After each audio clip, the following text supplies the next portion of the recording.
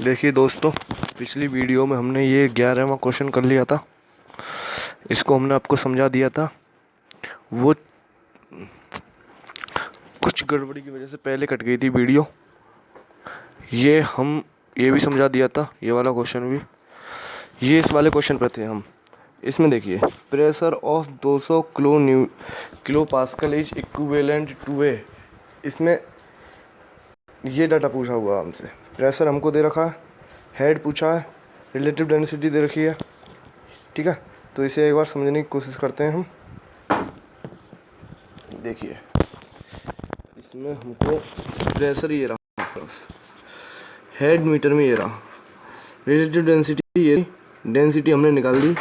Density के लिए वही वाला जो हमने पहले बताया था आपको, वही वाला मेथड रहेगा। रिलेटिव डेंसिटी में अगर आप 1000 की मल्टीप्लाई कर दोगे, रिलेटिव डेंसिटी में अगर 1000 की मल्टीप्लाई कर दोगे तो वो डेंसिटी दिखाएगी उसकी। ओके, ये हम आपको पहली वीडियो में भी समझा भी चुके हैं। आप समझिए, अपना आप समझ में आ जाएगा। ओके, अब देखिए, ये जो प्रेशर दे रखा था हमें, ये किलो पास्कल में दे रखा था। हमने न्यूटन मीटर स्क्वायर में बदल दिया। किलो पास्कल इजिकल टू 10 की value 3 newton metre square. Pascal और न्यूटन मीटर स्क्वायर एक ही बात होती है। ओके, तो हम जानते हैं P is equal to rho g h. P is equal to rho g h. तो P हमको दे रखा है, रो हमको दे रखा है, G की वैल्यू 9.81 होती है। यहाँ से हमारी H की वैल्यू 12.82 आंसर हो जाएगा। यानी H हमारा कितना आ जाएगा, 12.82। This is the answer. Okay, चलिए अब चलते हैं हम अपने नेक्स्ट क्वेश्चन। 13वां क्वेश्चन ये हो गया हमारा। अब चलते हैं हम 14वें क्वेश्चन की ओर। For a vertical semi circular plate submerge in horizontal liquid with its diameter d at the free surface. देखिए, सेमी सर्कुलर प्लेट है, सेमी सर्कुलर प्लेट है हमारी, सेमी सर्कुलर प्लेट है। ये इस तरीके से समझिए थोड़ा सा। ये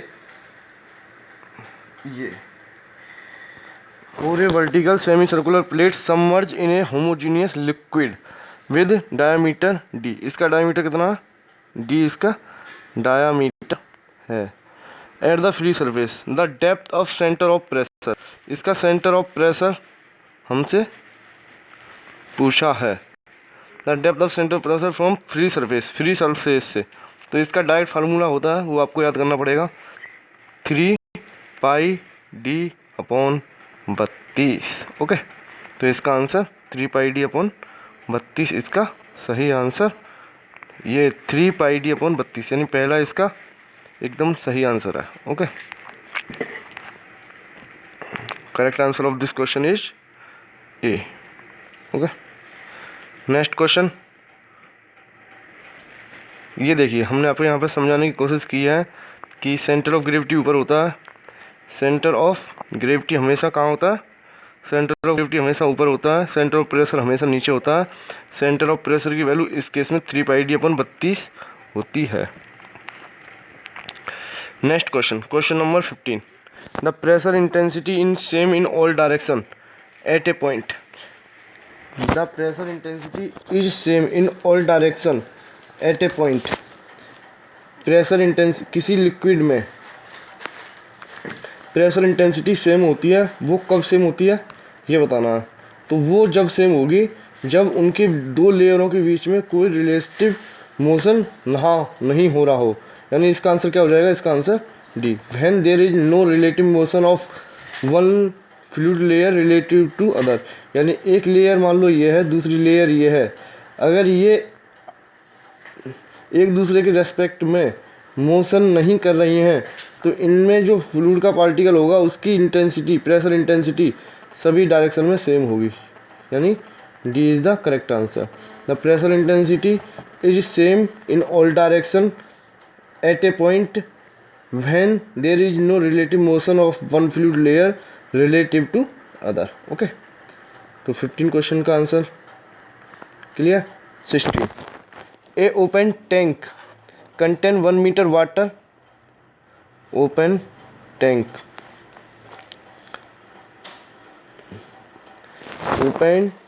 contain 1 meter 1 metre deep water, 1 metre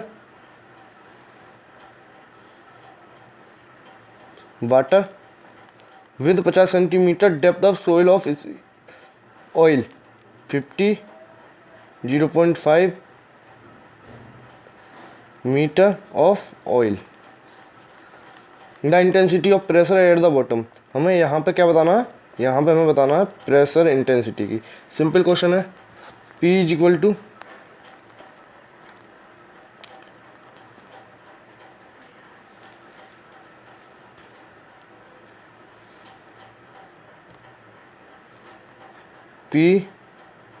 to rho g h. Rho कितना दे रखा है इसमें, a open tank contain 1 metre 4 water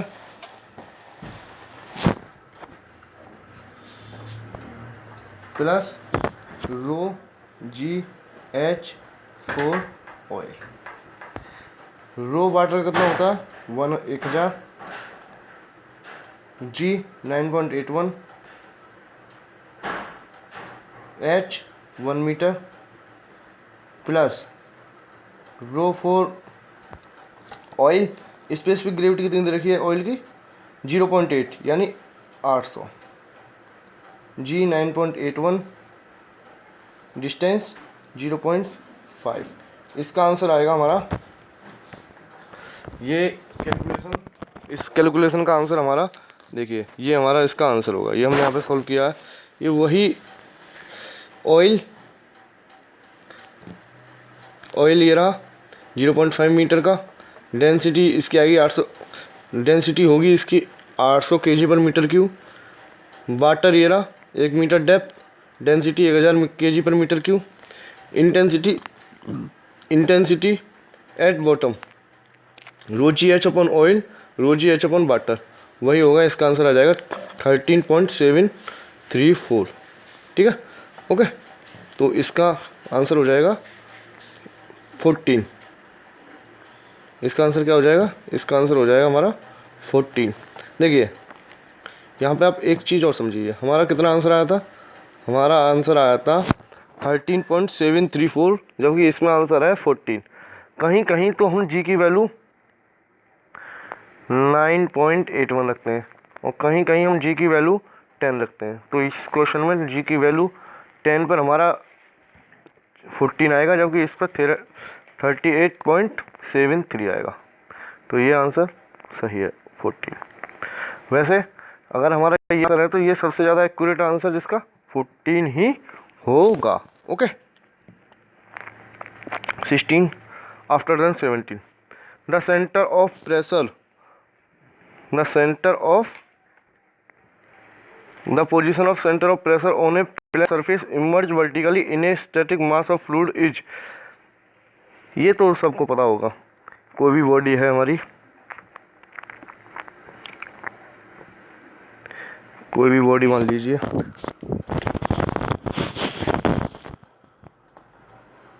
उसका सेंटर ऑफ ग्रेविटी ऊपर होता है, सेंटर ऑफ प्रेशर उसके नीचे होता है।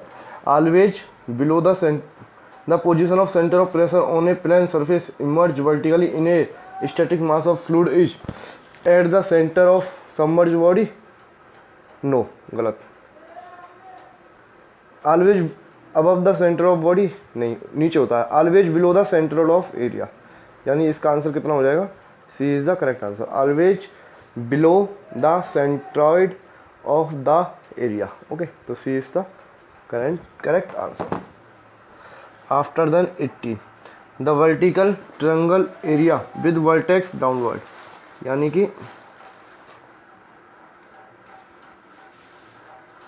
Vertex downward at attitude h has its base a vertical triangular area with vertex downward and altitude h। इसकी हाइट कितनी है, h है। हैज इट्स बेस मतलब इसके बेस के साथ लगा हुआ, फ्री सरफेस से लगा हुआ है, on the free surface of a liquid. The centre of pressure, देखिए सेंटर ऑफ ग्रेविटी कितनी होती है इसकी, ऊपर से कितनी होगी, h/2, जबकि सेंटर ऑफ प्रेशर होगा इसका ऊपर से h/2। तो इसका आंसर क्या हो जाएगा, h/2। इसे हमने अगले पेज पे समझाने की कोशिश की है। देखिए ये सेंटर ऑफ ग्रेविटी हो जाएगा इसका H/3, जबकि सेंटर ऑफ प्रेशर कितना हो जाएगा हमारा, सेंटर ऑफ प्रेशर हो जाएगा H/2। ओके, आफ्टर देन ये भी सिंपल क्वेश्चन है एकदम, ये भी हमारा सिंपल क्वेश्चन होगा।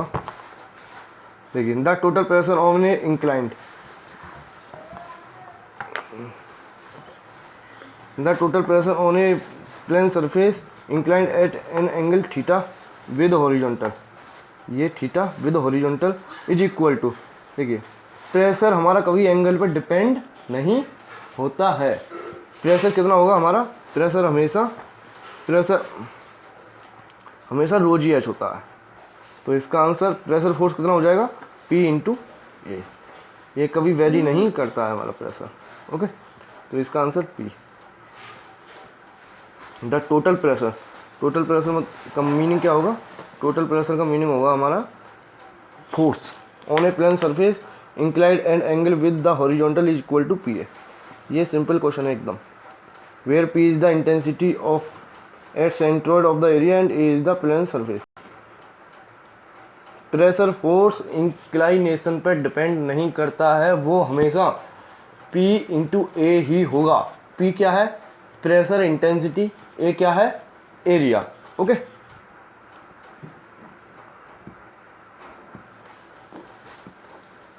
आफ्टर देन 20, ये काफ़ी इंपॉर्टेंट क्वेश्चन है।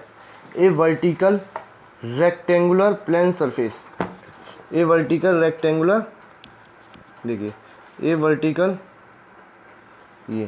Vertical rectangular plane surface is submerge in water such that the top and bottom surface are, देखिए ये अब थोड़ा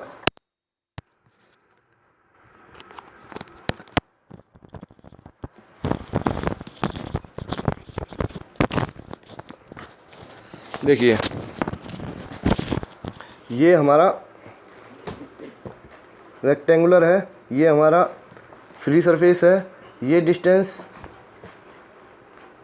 1.5 है, ये डिस्टेंस एक बार और बनाते हैं। ओके, ये यहाँ बनाते हैं, ये फ्री सरफेस, ये 1.5, ये 6।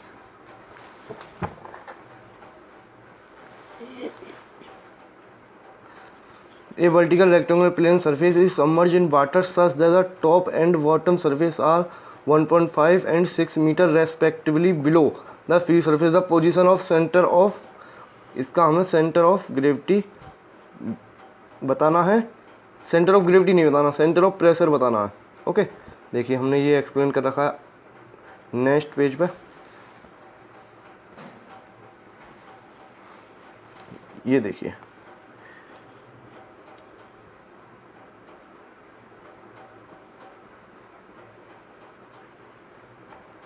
इसको थोड़ा इस तरीके से समझते हैं।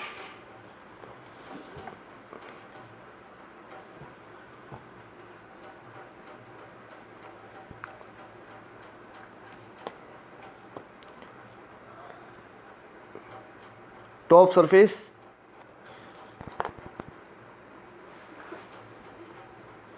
Top surface 1.5 metre, bottom surface 6 metre. Body की डेप्थ कितनी हो जाएगी, 4.5 मीटर, क्योंकि 6 में से, अगर 6 में से 1.5 चले जाएंगे तो 4.5 is the depth of body. Okay, देखिए position of centre of pressure, centre of pressure की पोजीशन, सेंटर ऑफ, इसे देख करके देखते हैं। देखिए सेंटर ऑफ प्रेशर कितना होता है, सेंटर ऑफ प्रेशर होता है H dash plus IG upon A H square sine square theta, theta equal to 90 sine theta equal to 1, तो sine square theta also 1। Okay, then तो सेंटर ऑफ प्रेशर कितना हो जाएगा, H dash plus I ji upon A H dash का square. H क्या हमारा, H है position of centre of gravity, position of centre of gravity.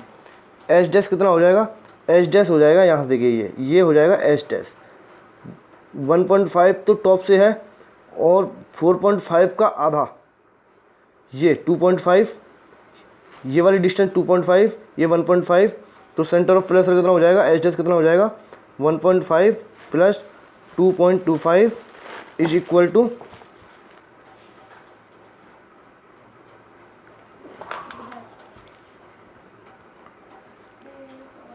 देखिए 1.5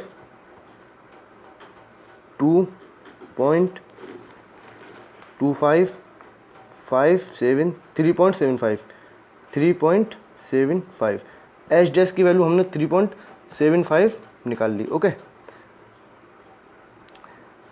ये क्वेश्चन हमने नेक्स्ट पेज पे किया है ये वाला, लेकिन उससे पहले हम आपको यहाँ पे कुछ समझाएंगे।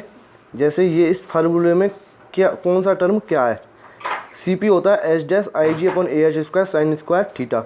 एच डैश है position of centre of gravity, I Z है moment of inertia about neutral axis of body.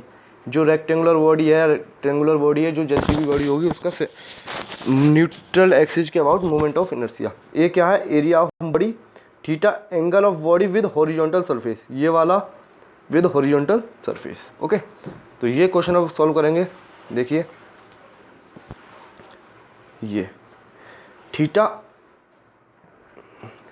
90 था हमारा, sine theta 1 sign square theta 1, position of centre of pressure H dash कितना निकला था वो हमने उधर निकाल लिया था 3.75, I g b d square by 12 होता है रेक्टेंगुलर का, A b d h dash यहाँ से निकल ही आया था 3.75।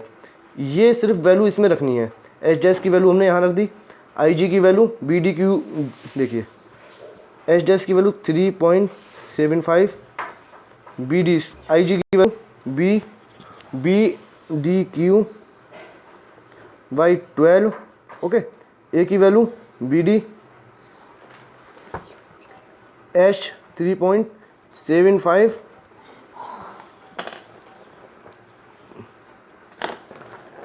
3.75 हमारा बी से बी कट जाएगा, डी से ये स्क्वायर वाल कट जाएगा। ओके, तो 3.75 डी की वैल्यू कहाँ पर है, डी की वैल्यू हमें डेप्थ ऑफ बॉडी पता है ना, कितना आया था हमारा डेप्थ ऑफ बॉडी 4.5, तो ये वैल्यू हम रखेंगे तो इसकी वैल्यू आ जाएगा, आंसर हमारा आ जाएगा 4.2, क्योंकि इसमें सब कुछ पता है हमें, सिर्फ डी ही नहीं पता, बाकी सब पता है। इसका आंसर कितना हो जाएगा 4.2।